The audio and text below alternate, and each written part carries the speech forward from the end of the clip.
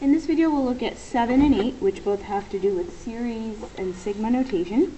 Evaluate the series means find the sum of the series. Before you can find the sum of the series, you need to determine whether it's arithmetic or geometric or neither.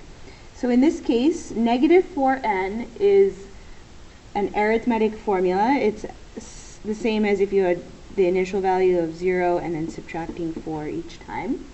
So the sum of an arithmetic series can be found using the formula n over 2 first term plus last term. So number of terms here, if you're going from 1 to 220, is 220 terms over 2. The first term would be plugging 1 into here, which would be negative 4. The last term would be plugging 220 into here, which is negative 880. Evaluating this would give us negative 97,240. Okay, part B, we can see here this is a geometric formula. So from problem 6b, the formula is this for the sum of a geometric series. So the first term would be what you get when you plug 1 in for n. So 64 times 1/4 is 16. That's the first term. 1 minus, we can see here that the multiplier is 1/4.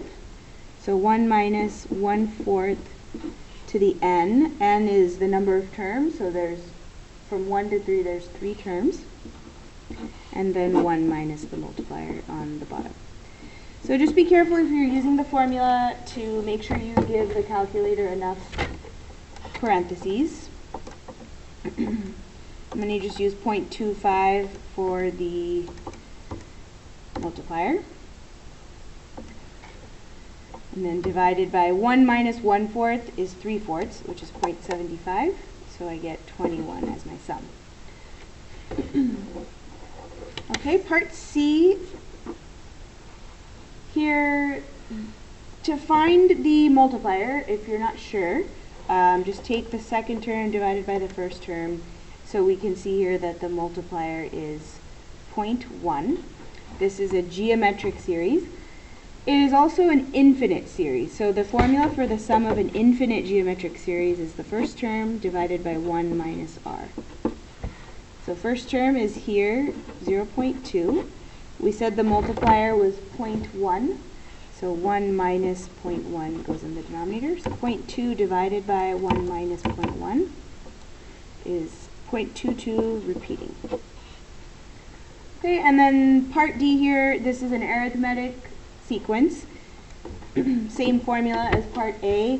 The number of terms, since we're starting at 0 and going to 6, is actually 7 terms. And then first term is what we get if we plug the bottom number into here. So if we plug 0 in, 0 plus 5 is 5. The last term is what we get when we plug the top number in. 18 plus 5 is 23. So this would give us an answer of 98. On number 8, we're writing the series in sigma notation. 1, 2, 3, 4, 5, 6 terms here. So I'm going to go from 1 to 6. And I'm adding 3 every time. So my initial value would be negative 2 and then plus 3n. To find the sum, you could just add all 6 of these up, which doesn't take too much time. So you can add all of them up and you get 51. Or you can use the sum of an arithmetic series and plug the information into there. N is 6 terms, first term is 1, last term is 16. And you get the same answer that way. Alright, on part B we have an infinite series. So I'm going to go from 1 to infinity.